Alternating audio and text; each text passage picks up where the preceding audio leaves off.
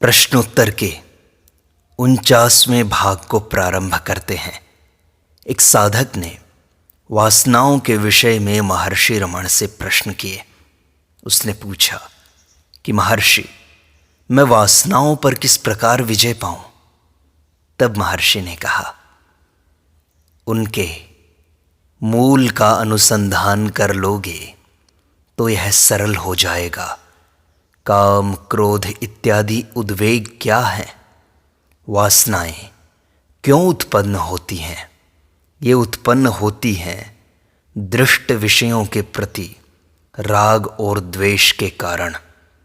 विषय तुम्हारी दृष्टि में किस प्रकार प्रक्षेपित होते हैं? अविद्या के कारण। किस वस्तु का ज्ञान है? आत्मा का। अतः तुम यदि आत्मा का अनुसंधान कर लोगे तथा आत्मा में स्थित हो जाओगे तो ये उद्वेग जनित दुख तुमसे छूट जाएंगे। पुनः सोचो, इन उद्वेगों का कारण क्या है? कारण है तुम्हारे सुख की इच्छा। सुख की इच्छा क्यों पैदा हुई? क्योंकि तुम्हारा स्वभाव ही आनंद है तथा यह स्वाभाविक ही है कि तुम निज स्वभाव में रहो। यह आनंद आत्मा के अतिरिक्त अन्यत्र कहीं उपलब्ध नहीं होता। इसकी खोज अन्यत्र मत करो, परंतु आत्मानुसंधान अवश्य करो तथा उसी में अवस्थित रहो। और सुनो, जो आनंद नैसर्गिक है वह केवल खोजा जाना है तथा यह खो नहीं सकता। इसके विपरीत अन्य पदार्थ जनित सुख बाह्य होने के कारण खो जाएंगे। इस भांति यह सुख नित्य नहीं हो सकता और न ही इसकी इच्छा करनी चाहिए। यह भी है कि सुख के अनुसंधान में रुचि लेना उचित नहीं है। धधकती अग्नि को पेट्रोल छिड़क कर नहीं बुझाया जा सकता है। वासना को आगे शमन करने के लिए अभी तुष्टि में लिप्त रहना मूढ़ता मात्र जानो।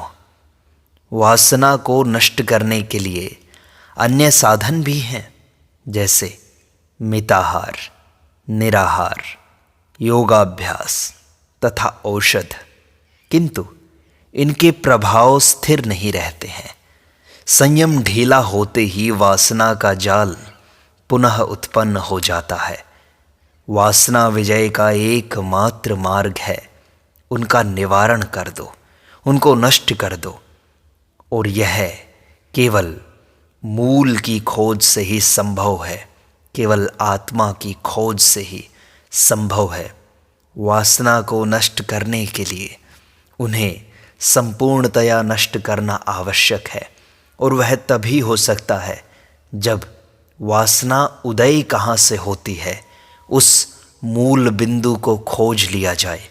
जब तुम उसे खोजोगे तो देखोगे कि मन नष्ट हो जाता है और वासनाएं क्षीण हो जाती हैं।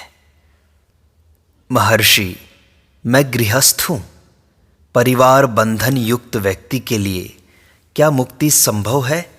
यदि हाँ, तो किस प्रकार? मुझे यह बताओ कि परिवार क्या है? परिवार किसका है?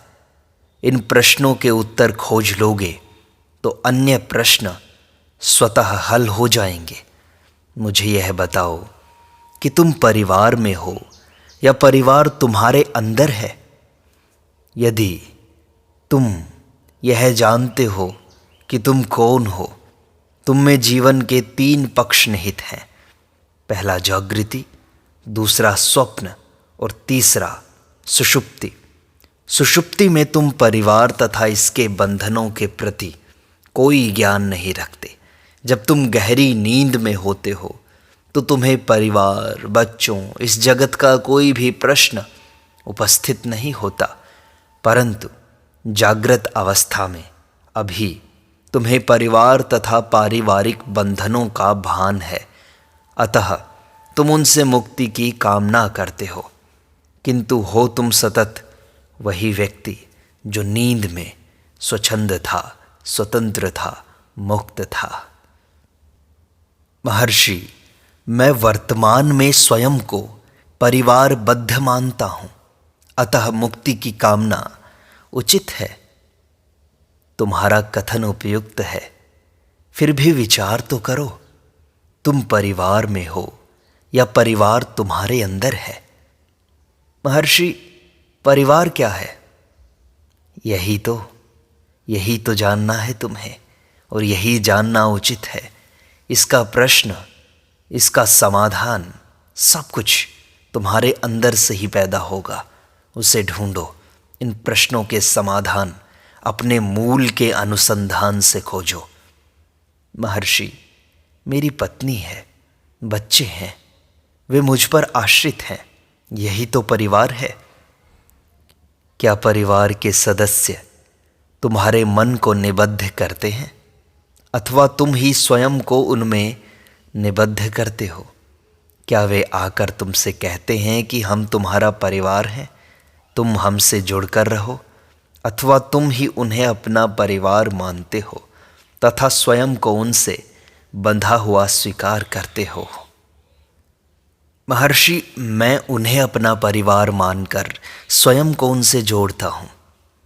सत्य यह है, तुम इस विचार में रत रहो कि ये तुम्हारी पत्नी है तथा ये तुम्हारे बालक हैं। परिणामतः तुम स्वयं को उनसे जुड़ा हुआ मानते हो। ये सब विचार तुम्हारे हैं। इन विचारों का अस्तित्व तुम पर निर्भर करता है। तुम चाहो तो इन विचारों को जीवित रखो, अन्यथा इनको समाप्त कर दो। पूर्व अवस्था विचारों से जुड़कर रहना बंधन है तथा विचारों से मुक्त रहना मुक्ति है। महर्षि, मुझे अब भी स्पष्ट नहीं हुआ। विचार करने में समर्थ होने के लिए तुम्हें अस्तित्ववान होना होगा। तुम इन विचारों से संयुक्त रहो अथवा भिन्न विचारों से, यह तुम पर निर्भर है। विचार परिवर्तित होते हैं, तुम नहीं होते। परिवर्तनशील विचारों को त्याग कर अपरिवर्तनशील नित्य स्थिर आत्मा में ही दृढ़ रहो, स्थिर रहो। विचार ही तुम्हारा बंधन है, विचारों का त्याग ही तुम्हारी मुक्ति है। बंधन बाह्य नहीं है, परिणामतः मुक्ति हेतु बाह्य उपचार की कोई आवश्यकता भी नहीं है। यह तुम्हारी सामर्थ्य में है कि विचार रत रहकर बंधन में रहो या विचार मुक्त होकर मुक्त हो जाओ। महर्षि, परंतु विचार मुक्त रहना सरल नहीं है। विचार करना छोड़ना आवश्यक नहीं है। केवल विचारों के मूल के संबंध में विचार करो, मूल की खोज कर इसे समाप्त करो। आत्मा स्वतः देदीप्यमान है। आत्मा का अनुसंधान कर लेने पर विचार स्वतः ही क्षीण हो जाते हैं। यही बंधन से मुक्ति है। महर्षि, फिर क्या इसके लिए गुरु की आवश्यकता है? जहाँ तक तुम स्वयं को पृथक व्यक्ति समझते हो, तुम्हें यह ज्ञान प्रदान करने के लिए गुरु की आवश्यकता है कि तुम सीमाओं में बंधे हुए नहीं हो। तुम्हारा स्वरूप ही सीमाओं से मुक्त रहना है। महर्षि, गृहस्थ में रहकर अध्यात्म के पथ पर आगे कैसे बढ़ें? भक्ति से तुम्हारी इच्छा पूर्ण होगी। महर्षि, मैं जानना चाहता हूं कि मैं शांति किस प्रकार प्राप्त कर सकता हूं। कृपया मेरा मार्गदर्शन करने का अनुग्रह करें। हाँ, भक्ति तथा समर्पण से। महर्षि, क्या मैं भक्त होने के योग्य हूं? मैं तो गृहस्थ हूं। प्रत्येक व्यक्ति भक्त हो सकता है। आध्यात्मिक पथ सबको सुलभ है, किसी को भी उससे वंचित नहीं किया गया है। व्यक्ति चाहे वृद्ध हो, युवा हो, पुरुष हो या स्त्री हो। महर्षि, गृहस्थ धर्म के कुछ कर्तव्य हैं। क्या ऐसी स्थिति में भक्ति उचित है? निश्चय ही। तुम क्या हो? तुम देह तो नहीं हो, तुम शुद्ध ज्ञान स्वरूप हो। गृहस्थ धर्म तथा जगत उस शुद्ध चैतन्य पर प्रतीत होने वाले केवल दृश्य मात्र हैं। वह चैतन्य अप्रभावित रहता है। तुम्हारा निज का स्वरूप जैसा है वैसा रहने में क्या बाधा है? महर्षि, ऐसे आपसे सुनकर अच्छा लगता है, फिर भी संशय बना रहता है। क्या इस प्रकार की खोज गृहस्थ जीवन के अनुकूल है? आत्मा सदैव है। तुम वही हो। तुमसे भिन्न कुछ नहीं है। तुमसे पृथक कुछ भी नहीं हो सकता। अनुकूलता अथवा प्रतिकूलता का प्रश्न ही नहीं उठता। महर्षि, मैं गृहस्थ होने के कारण एकांत में नहीं रह पाता, तो मुझे क्या करना चाहिए? एकांत का अर्थ है आत्मा में स्थिर होना। इससे अधिक कुछ भी नहीं है। इससे अधिक एकांत का महत्व भी नहीं है। इससे न तो एक प्रकार के वातावरण को त्याग कर अन्य प्रकार के वातावरण में चले जाने का अभिप्राय है, न स्थूल जगत को त्याग कर मानसिक जगत में प्रवेश करने का। सुषुप्ति की अवस्था का स्मरण करो। क्या तुम्हें कुछ होने का बोध था? तुम जब गहरी नींद में सो रहे थे, तुम्हें कुछ याद था? ये गृहस्थ वातावरण, एकांत कुछ याद था? यदि पुत्र या जगत सत्य हो तो सुषुप्ति में इन्हें तुम्हारे साथ उपस्थित होना चाहिए या नहीं? सुषुप्ति में तुम स्वयं के अस्तित्व से इनकार नहीं कर सकते। तुम इस बात से भी इनकार नहीं कर सकते कि तब तुम सुखी थे। अब बातें करने वाले एवं संशय करने वाले तुम वही व्यक्ति हो जो गहरी नींद में सोया था और उस समय कितना सुखी था। तुम्हारे अनुसार तुम सुखी नहीं हो, किंतु सुषुप्ति में तुम सुखी थे। इस बीच में सुषुप्ति के सुख को नष्ट करने के लिए क्या बात हो गई? वह अहंकार का उदय है। जागृत अवस्था में यह नई वस्तु उदय हो गई है। सुषुप्ति में अहंकार का अस्तित्व नहीं था। अहंकार का जन्म ही व्यक्ति का जन्म कहा जाता है। अन्य किसी प्रकार का जन्म नहीं है। जिसका जन्म है उसकी मृत्यु अवश्यम भावी है। अहंकार को मार दो। जिसका एक बार मरण हो गया उसके फिर मरने का भय नहीं है। अहंकार की मृत्यु के बाद भी आत्मा शेष रहती है। यही आनंद है, यही अमरत्व है। महर्षि, गृहस्थ में रहते हुए इसे कैसे करें? यह देखो कि ये संशय किसको है। संशय करने वाला, प्रश्न करने वाला कौन है? विचार करने वाला कौन है? वह अहंकार है। इसे पकड़ लो, अन्य विचार नष्ट हो जाएंगे, शुद्ध अहंकार रह जाएगा। देखो इस अहम का उदय कहाँ से होता है? वह शुद्ध चैतन्य है। महर्षि, यह कठिन लगता है। क्या हम भक्ति मार्ग से प्रारंभ करें? यह व्यक्तिगत स्वभाव तथा साधन के अनुसार है। भक्ति एवं विचार एक ही लक्ष्य तक पहुंचाते हैं। महर्षि, क्या ध्यान आदि कर सकते हैं? हाँ, ध्यान आकृति पर होता है। इससे अन्य संकल्प निकल जाते हैं। केवल ईश्वर का विचार अन्य विचारों पर प्रभुत्व रखता है। यही एकाग्रता है।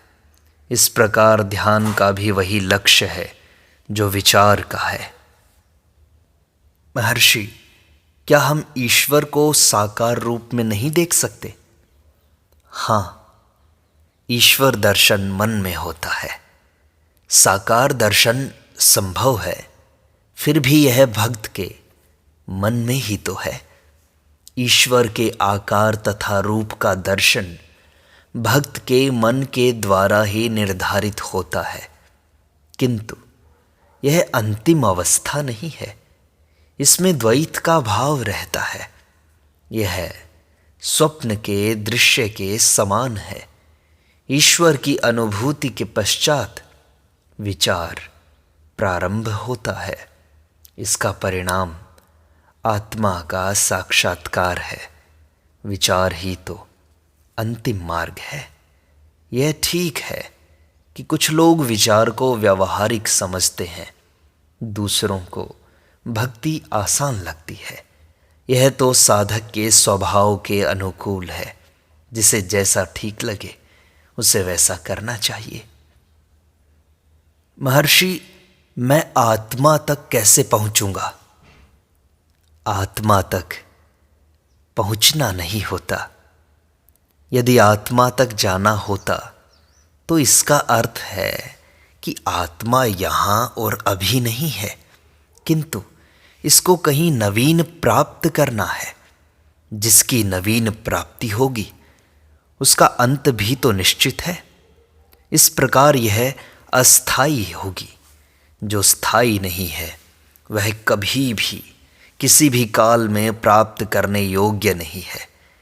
इसलिए मैं कहता हूँ कि आत्मा तक पहुँचना है नहीं। तुम आत्मा हो, तुम सदैव वही हो। सही बात यह है कि तुम अपने आनंद स्वरूप को नहीं जानते। प्रमाद अकस्मात आकर पूर्ण आनंद को ढक लेता है। इस अज्ञान को हटाने के लिए ही सारे प्रयास किए जाते हैं। यह अज्ञान मिथ्या ज्ञान से युक्त है। शरीर और मन आदि का आत्मा के साथ तादात्म्य ही मिथ्या ज्ञान है।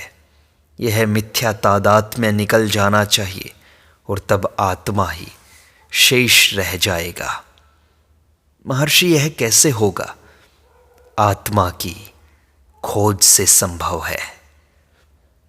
महर्षि, पर यह कठिन लगता है। तुम अभी भी आत्मा में हो, अतः साक्षात्कार प्रत्येक को समान है। साक्षात्कार साधकों में भेद नहीं करता। यह संशय ही कि क्या मैं साक्षात्कार कर भी सकता हूँ, तथा यह भाव कि मैंने साक्षात्कार अभी तक नहीं किया है, ये भाव ही बाधाएं हैं। इनसे भी मुक्त हो जाओ। पर महर्षि, अनुभव भी तो आवश्यक है। जब तक मुझे अनुभव नहीं हो तब तक इन क्लेशकारक संकल्पों से मैं कैसे मुक्त हो सकता हूँ? ये भी मन में ही है। चूंकि तुमने स्वयं का देह से इतना तादात्म्य कर लिया है, इसलिए ये विचार पैदा होते हैं। यदि यह मिथ्या तादात्म्य न रहे तो अज्ञान नष्ट हो जाएगा और सत्य तुम्हें स्पष्ट हो जाएगा। महर्षि, क्या मैं संसार में रहकर भी आध्यात्मिक साधन कर सकता हूँ? हाँ, निश्चय ही। यही तो बता रहा हूँ और ऐसा ही करना आवश्यक है। महर्षि, क्या संसार बाधा नहीं है? क्या सारे धार्मिक ग्रंथ संसार के त्याग का समर्थन नहीं करते? देखो, संसार केवल तुम्हारे मन में है। संसार कभी नहीं कहता कि मैं संसार हूँ, अन्यथा यह सदैव रहता तथा गहरी नींद में भी तुम्हें आकर कहता कि देखो मैं संसार हूँ। चूंकि यह गहरी नींद में, सुषुप्ति में नहीं है, अतः यह अस्थाई है। अस्थाई होने से इसमें कोई बल नहीं है। बल न होने से आत्मा सहज ही इसे वश में कर लेता है। केवल आत्मा ही स्थायी है। आत्मा का अनात्मा से तादात्म्य न होना ही त्याग है। अविद्या के नष्ट होने के पश्चात अनात्मा नहीं रहता और यही वास्तविक त्याग है। तो महर्षि, फिर आपने घर क्यों छोड़ा? आपने गृह त्याग क्यों किया? आप अपने घर पर क्यों नहीं रहे? विवाह क्यों नहीं किया? देखो, यही मेरा प्रारब्ध है। प्रत्येक व्यक्ति के इस जीवन के आचरण का क्रम उसके प्रारब्ध के अनुसार निश्चित होता है। मेरा प्रारब्ध इस प्रकार है, तुम्हारा प्रारब्ध उस प्रकार है।